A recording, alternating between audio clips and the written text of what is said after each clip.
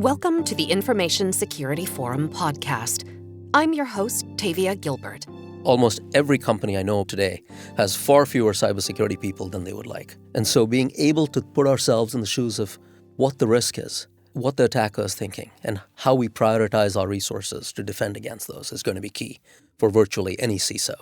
That was our guest for today, Dartmouth College Professor of Computer Science, V.S. Subrahmanian. Today, you'll be listening to the first of two episodes featuring ISF Managing Director Steve Durbin in conversation with V.S. They'll cover AI, nation-state terrorism, and more. V.S., hi, thanks very much for coming along and talking to us this morning. Tell us a little bit, first of all, about your background, because it's fascinating. I mean, you're a professor, you've written multiple books, you've studied a whole range of different areas and issues that we're going to get into shortly. But just give us a thumbnail backdrop as to how you came to be where you are today. So, Steve, I came to the United States in 1985 to go to grad school at Syracuse University. I did my initial work on reasoning about large databases and data sets, which were inconsistent, incomplete. And at that time, this was not considered very important. The web didn't exist. There weren't huge databases around. But this work has really come full circle over the last 30 years. So I worked in artificial intelligence since the late 80s, really from the start of my PhD thesis in the 80s, and continued on to look at applying those techniques to data as data became more and more plentiful. It was immediately clear, even in the early 90s, that security was going to be a huge problem. And so we started looking at security right then and there. And we've continued to do that ever since. And what sort of elements of security did you start off by looking at? And the reason I asked that is that I was doing a session yesterday with SC Magazine. And interestingly, both the ISF is 30 years old this year and SC Magazine as well. and we were trying to compare and think back to what things were like, 15, 20, 30 years ago. And we struggled, to be honest, because things have just moved so quickly. So what was the difference? How's it changed, do you think? So in the early 90s, we were looking at protecting data. Right. So think big database in a large corporation. Right. Tons of people have access to it, but different people should have access to different portions of it. And this is more complicated by the fact that people are smart. Right. They can draw inferences that may not be explicitly present in the data. So we looked at the question of how do I answer queries if I'm the database to a person who's got certain rights to view certain parts of the data, but should not be able to infer certain things. How do I do that? And so that's where we actually got our feet wet, looking at security. We then continued in the late 90s looking at developing methods to specify access control mechanisms. So what kinds of accesses should people have? Under what circumstances should they have those? Under what roles should they be allowed those accesses? So I, as a Dartmouth College faculty member, in my role as that, may have access to certain data. But in my role, putting on a different hat, perhaps, I might have access to a different set of data, a member of the general public. So these kinds of role-based access control mechanisms were very important in the late 90s. We spent quite a bit of time looking at that in the late 90s. But over the last, I would say, 15 years, what's become increasingly clear is that AI, artificial intelligence, is going to play a huge role both on the defensive side and on the offensive side. So over the next few years, we're going to see people increasingly use AI to attack systems. And we're going to see, and we are already seeing, an increased effort on the part of most cybersecurity companies, most enterprises that need to secure their data in using AI for it, machine learning in particular. I was going to say, you talk about AI, but we're really still in the early days, aren't we? It's machine learning we're talking about, really, isn't it? Yeah, it's largely machine learning, right? But it's also natural language processing, for example, which is a big part of AI. Let me give you an example of a paper we just wrote. So some years back, we were thinking of the problem of how do we protect enterprises from theft of intellectual property? Right. So think your large corporation, a Pfizer, which produces pharmaceuticals of different types, a Lockheed Martin, missile designs, aircraft designs. They want to protect this stuff from being stolen. Right. So how do they do this? And this is complicated by the fact that on average, 0 days are in place for about 250 to 350 days before they're even detected. So that means that an attacker who's using a 0 day has almost a year to walk away with whatever data he wants from an enterprise such as these. So how do you handle this problem given that you don't know when you've been compromised and you don't know who's compromising it? So one way we thought about doing this was take every single document of value that Lockheed Martin or a Boeing or whichever IP producing company you might be looking at might have, can they automatically generate fake versions of that document? So think one real document, but can I generate automatically using NLP techniques 99 copies of that that are fake? Right. So now the adversary who's trying to steal data either has to exfiltrate a huge amount of data and thus increase the chance of detection, or he may exfiltrate the wrong document, or the very worst case for us is he exfiltrates the data and executes the wrong design. Right. So that's the worst case for him. The best case for him is he spends a lot of time working his way through the data and figuring out which one is right. Yeah. So you've got to be pretty sophisticated. So we're not talking about your average cyber criminal here. We're probably talking about state-sponsored, nation-state, that kind of thing? Exactly. Right? Those would likely be nation-state-sponsored events, even though there are cases where nation-states have helped their companies by stealing data. Right. And tell me a little bit about how that could work across the supply chain. Because, one of the things that we've been talking to our members about for years now, and it's become increasingly more important, is this need to try to secure end-to-end the supply chain. And that's incredibly difficult, as you know, because you may have a good idea of who's first level, maybe second level, but then it goes beyond that. And soon we've got so many different organizations there. How can AI help in that kind of situation? So the first thing in supply chain management is having what's called asset visibility. Right. Know what you've got. Right. And right now, many companies do not disclose where all their parts are coming from. Right. So some kind of disclosure mechanism should be there. Mm-hmm. The second is that producers of hardware and software should be forced or required to embed signatures in their code. Okay. Now, most reputable creators of software will digitally sign their software, and we will know who they are. Right. But there have been cases, for example, of those credentials being stolen as well. Right. So that's the first thing, some kind of legislative requirement of ownership of the product that's being placed. Should we legislate for that, do you think? I think there must be some system of rewards and sticks in this business. And certainly it may be the case that a company has a need to keep certain information confidential. Right. So, for example, a company might be using, as part of the secret sauce of their product, certain components. Right. And perhaps they should not be required to disclose exactly who the manufacturer is, but perhaps the country of origin. Right. So I think there are different levels of disclosure that can be mandated. And I think the jury is still out, and I certainly wouldn't want to come down hard and say these disclosures must happen at such and such level. Right. But they need to be thought through. I suppose what's behind my question is, do you think that tech companies or the likes you've just been mentioned, the Boeings, Lockheed Martin and so on, do you think that they're in a position to make that call? Or do you think that at some point we're going to have a regulator come in and specify, the terms, if you like, for engagement here? I think we are going to have a regulator come in at some point and specify the rules of the road. We've already seen legislation on data breaches. Right. So we know that when data breaches that disclose information of more than a certain number of people occur, there's a federal statute requiring that they be reported.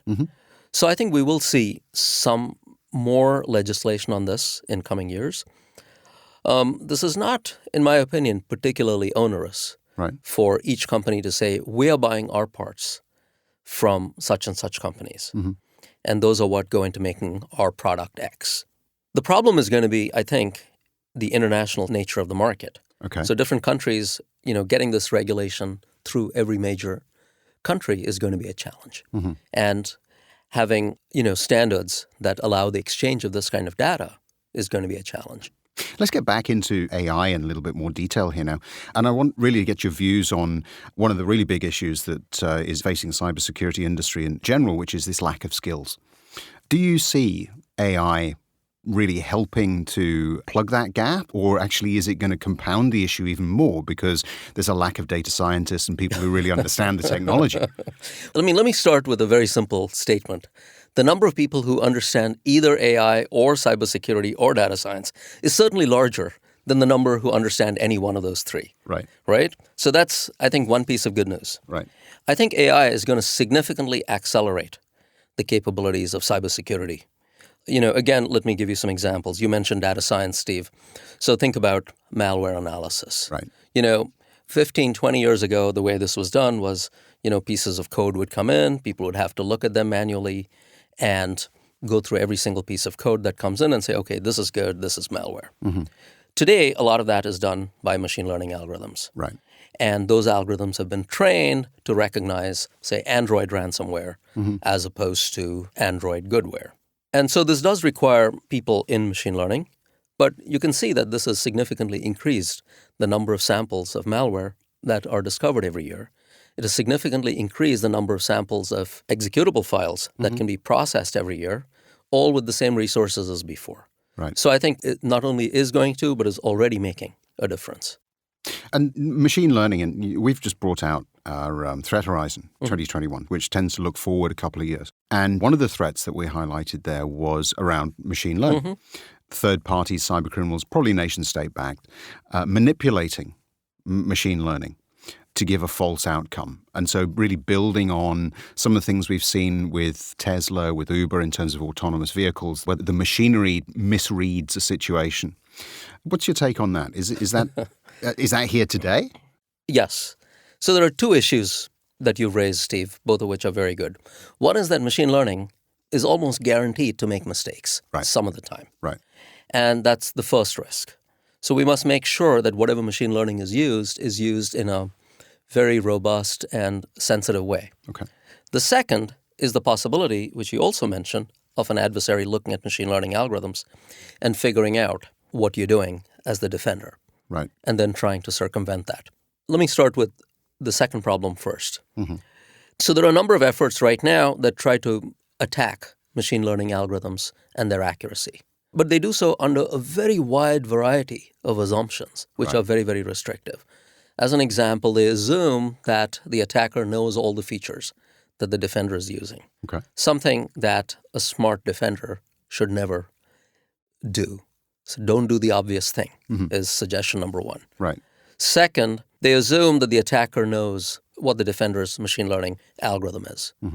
In practice, what we found in the lab, but this is also, I think, recognized quite widely by industry in the space, is that in practice, machine learning algorithms, the off-the-shelf machine learning algorithms, rarely provide the best performance. Right. It's specific ensembles. So a specific ensemble and a specific way of combining these algorithms might work really well for, say, ransomware detection. Okay. But something else may work really, really well for, say, insider threat detection. Okay. So these complex ensembles tend to be very application-specific and very hard for an adversary to predict in advance. So I think while the threat is very present and we should be very cautious in guarding against it, I don't think, it's time to close up shop and say, oops, machine learning is susceptible to attacks. Adversaries are always going to try and attack us. Right. We must always be aware of that. Right. And you mentioned earlier that, the role of the defender is to think like the attacker. Tell us a bit about that. What do you mean by that? So when we look at a system, most companies are already doing a lot of pen testing. Yeah. So that's one example of a case where industry has recognized that we must think about how an attacker might target our systems. Okay. And so industry hires penetration testers to come in, test their systems. But at the same time, we must try and understand which vulnerabilities an attacker might exploit. Okay. So let me give an example. Let's say I'm a company, I have a specific version of a particular software product running on my network. And let's say today, one of the CVE certifying authorities has assigned a CVE number to it. A CVE stands for Common Vulnerability and Exposure. And a CVE number is assigned by various internationally agreed upon authorities. So in the US, for example, one of those authorities is the MITRE Corporation in the DC area. And so when a new vulnerability is reported to them, they assign a CVE number. And sometime after this, our studies show approximately 132 days on average after this, NIST, the National Institutes for Standards and Technology, releases what's called a Common Vulnerability and Scoring System report on the vulnerability. So what ends up happening is that these vulnerabilities are reported, but during this time, an adversary can take advantage from the very, very brief report and the assignment of an ID to the vulnerability, which typically is accompanied by a 2 or 3 line description, to the time, on average 132 days later, when NIST produces a report on it, is fertile ground for an attacker. So if I'm an attacker, I don't have to find vulnerabilities myself. Mm-hmm. I can look and see what these short descriptions of vulnerabilities found by others are, Right. and use that 4.5-month window almost to craft an exploit based on that. So that's where we have to think like the attacker and say, how might the attacker be discovering these vulnerabilities? He requires trained and competent personnel as well, just as we do, to find these vulnerabilities. So can we have somebody who is looking at these reports and say, hey, can I predict when this vulnerability is going to be exploited? Are we going to see this vulnerability actually exploited in the future, or is it just a run-of-the-mill vulnerability that is not very important? Is this a vulnerability that's going to be exploited immediately, or is it going to take somebody 6 months to develop an exploit for it? Can we predict that so that we have some idea for our company about what the runway is to protecting against an exploit based on that vulnerability? If my company has no copies of the software that this vulnerability is based on, then I don't have to worry about it. If I only have a few copies running in not so critical places, I might be able to deactivate those copies. But if I have these copies running everywhere and they form a very key part of our system, then I have to worry about this more. So it's a combination of what's happening on the offense side and what exposure the organization has to a particular vulnerability that makes us worry about it. And that's what I mean by putting ourselves in the head of the attacker. Right. The attacker notices the vulnerability. Is he going to target my network or my enterprise?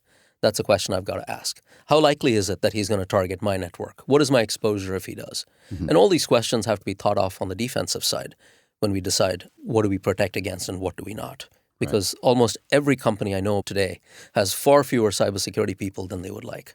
And so being able to put ourselves in the shoes of what the risk is, what the attacker is thinking, and how we prioritize our resources to defend against those is going to be key for virtually any CISO. Thanks for listening to the first of our two-part interview with Professor V.S. Subrahmanian. Be sure to tune in for the next episode, when Steve and V.S. discuss the risks posed by the Internet of Things, cybersecurity awareness for the general public, and more. Just think about it. Virtually all major IP theft attacks that we've seen start out with a phishing attack. And that puts responsibility squarely on the shoulders of the individual. We look forward to bringing you the rest of that conversation. As always, you can find our podcast on iTunes, Google Play, or wherever you listen to your podcasts. You can also find it on our website, securityforum.org, along with other resources to enhance the security of your organization. We'll be back with you soon for another episode, and in the meantime, if you would be willing to rate and review us on iTunes, it would help listeners discover us. Thanks again for listening.